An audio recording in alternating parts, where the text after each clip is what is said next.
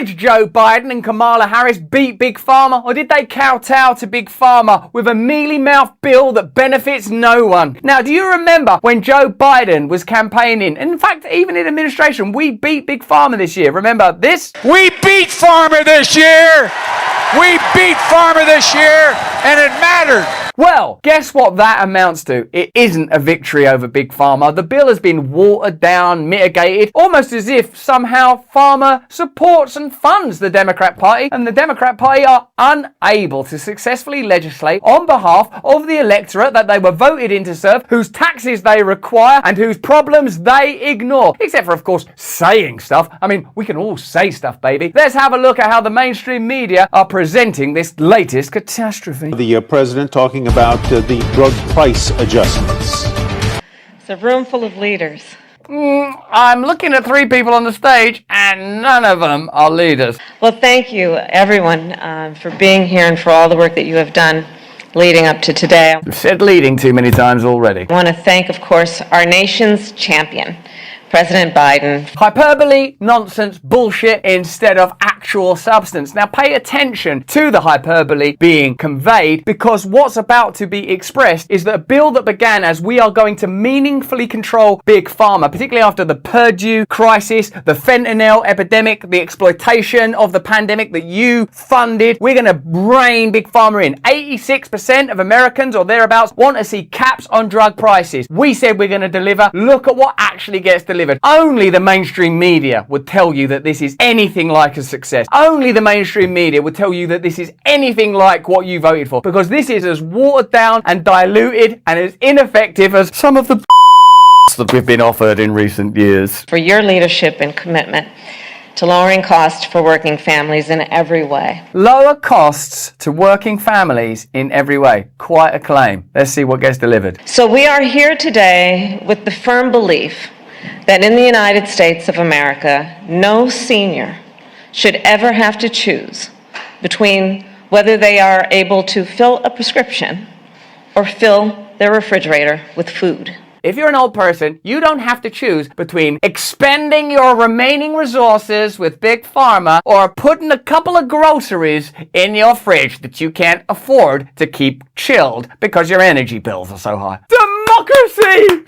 We beat Big Pharma this year. That's it. That's the offering. That's the offering. That's what we're all getting so excited about. This is what all the vilification of Trump's about. This is what we don't need to consider Robert F. Kennedy or Marianne Williamson or Cornel West or people that at least seem to understand humanity from a better perspective. And very, very old person, if they're not too busy running the country, will be able to both get a couple of apples and continue to funnel their remaining dollars into the hands of Big Pharma. Thanks for the democracy. How's the war going? Do you need any more money for that? Democrats may tout this as a victory against Big Pharma. Oh, they are. But all 10 of the drugs up for negotiation are already being sold in other countries at fractions of what pharmaceutical companies are charging for them in the United States. The victory is you will pay much more money than other countries. Yeah, thanks. I know. We beat Big Pharma this year. Not compared to Algeria or Sweden or Iceland or Somalia, but you know, we're just America, right? And drug makers are reporting huge revenues from those foreign sales, so they're able to spread the costs internationally because they're globalists, like your government. In some cases, Americans whose tax money subsidizes the development of virtually all medicines approved for sale in the United States are being charged 1,000% more than foreign patients for the same drugs. What?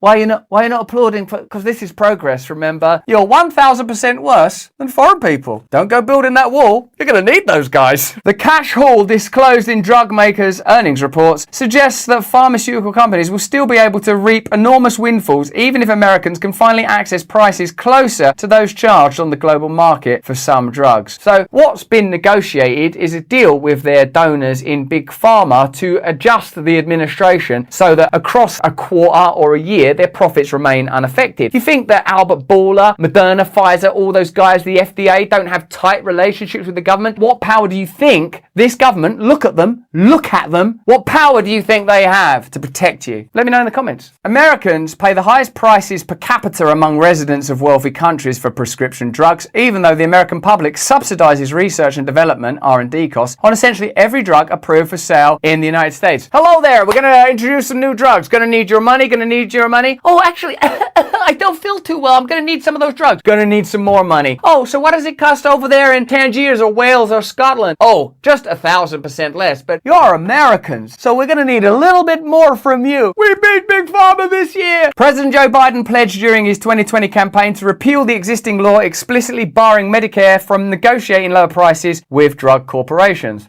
Last year, Democrats finally passed a drug price negotiation provision, but the measure was much more limited than lawmakers originally proposed. I wonder what happened. I wonder what kind of conversations took place. Let me know in the comments if you think maybe Big Pharma was somehow, I can't imagine how they're able to assert control and influence. I mean, God, is there any record of Joe Biden just before his election in 2020 telling a room full of donors in New York, nothing will essentially change? There is. That did happen. And that is what's happening now, as you can see, as you can experience. The new law will allow Medicare to begin negotiating prices effective starting in 2026.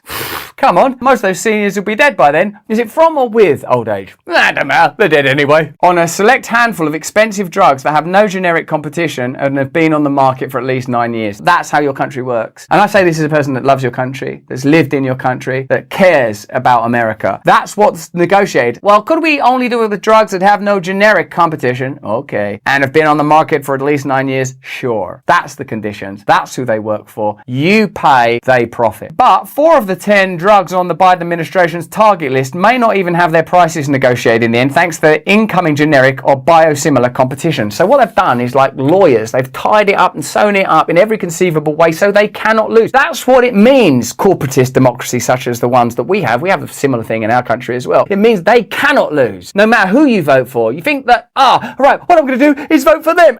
Yeah, we thought that might happen, so we formed comparable relationships with those guys. It's not going to be, oh, drat, damn, oh, look, they voted for the other ones. Oh, no, we only funded this one. They fund both. The companies making the 10 drugs on the Biden administration's target list have been selling the products for far less elsewhere. In 2021, a government analysis found the pharma industry should emerge mostly unscathed from the Build Back Better bill. The cost to the industry and its pace of innovation would be minimal, the analysis found. That's the deal that's been done. In all, the Build Back Better drug pricing framework is not a bad outcome for the industry, investment company. Evercore ISI analysts wrote in a note to clients. Most drugs wouldn't be affected by negotiations, the analysts said, and the caps could ultimately entice drug makers to boost their products' launch prices, the Evercore team said. Pharmaceutical companies in the US raised drug prices 1,186 times in 2022. This is very curious because essentially it shows you how the system functions. There's a little bit of fanfare and some celebratory rhetoric, some nauseating hyperbole, but actually backstage where the real governing happened, a deal has been done to ensure that the government is able to fulfill its promises to say some words in public without ever impacting the pharmaceutical companies. The pharmaceutical and health products industry spent $263 million on lobbying in Washington in 2021, but I doubt that has any impact on these kind of decisions, do you? In 2021, Democrats accounted for roughly 60% of the $177 million in pharmaceutical industry lobbying and campaign donations. So that would make an impact, I suppose, in the way they regulate and legislate. That's how we go from rhetoric around we beat Big Pharma and we're going to cap drug prices to we're going to cap drug prices in a way that doesn't impact the profits of drug companies and therefore cannot meaningfully improve your life. According to Open Secrets, in 2020, the biggest recipient of donations from the pharmaceutical industry was, drumroll please, it's America's champion, Joe Biden, who received $8.6 million.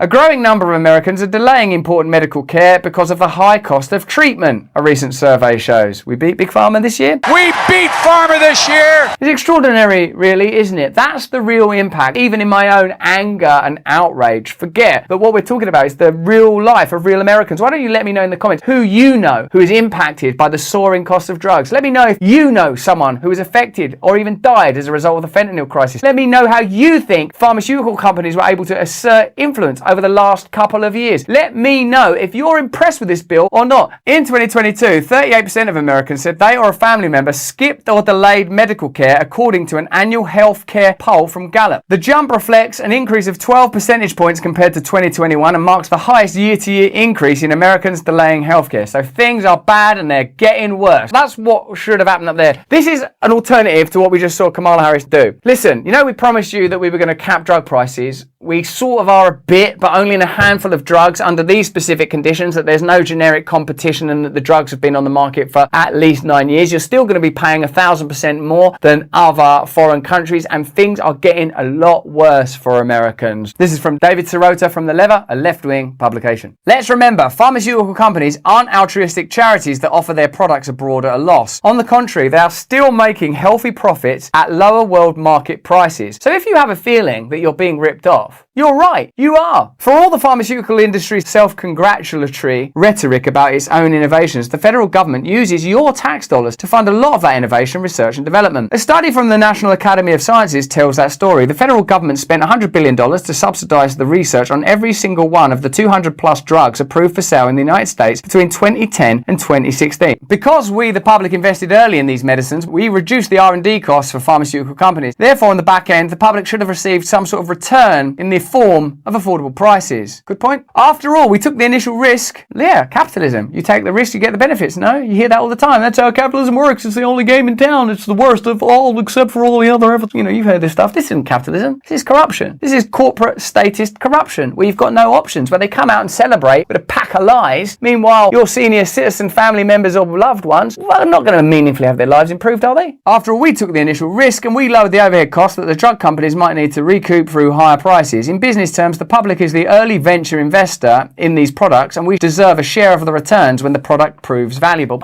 However, in the mid-1990s, drug lobbyists persuaded the Clinton administration to repeal rules that allowed federal officials to require government-subsidized drugs to be offered to Americans at a reasonable price.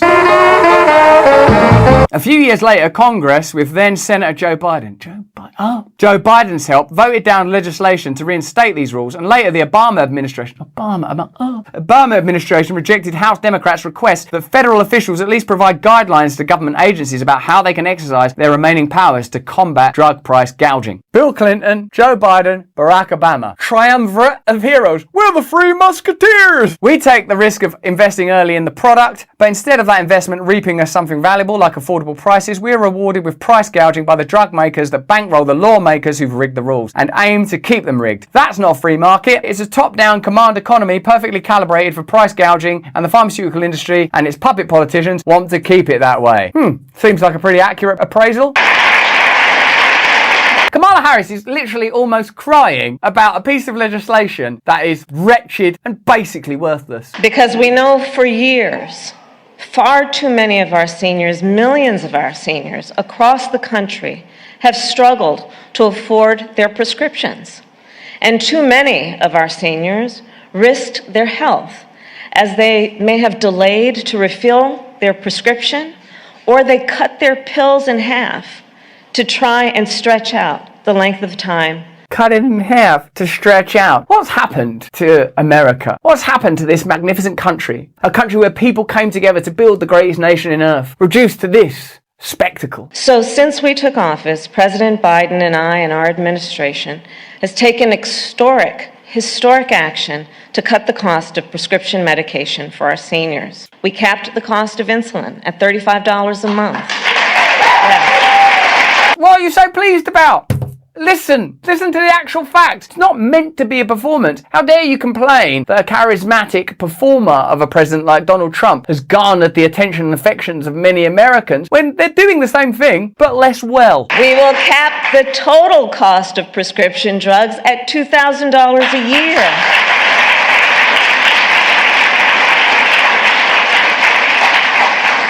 And we have made vaccines free of charge. And we've finally allowed Medicare to negotiate the price of medications with big pharma companies. Okay, you can negotiate. And as many of you know, we've worked together over the course of my career. I've seen the stakes of this fight firsthand when I was Attorney General of California. And now, after that ridiculous cyborg-like address, I'm going to humanize myself with an anecdote. I met with countless families who are often quietly suffering because they or a loved one could not afford the medication they needed. All that to say, there are many factors that drive up healthcare costs and make medications more expensive. Yeah, profit and subsidy. And President Biden and I will continue to use every tool at our disposal to bring these costs down.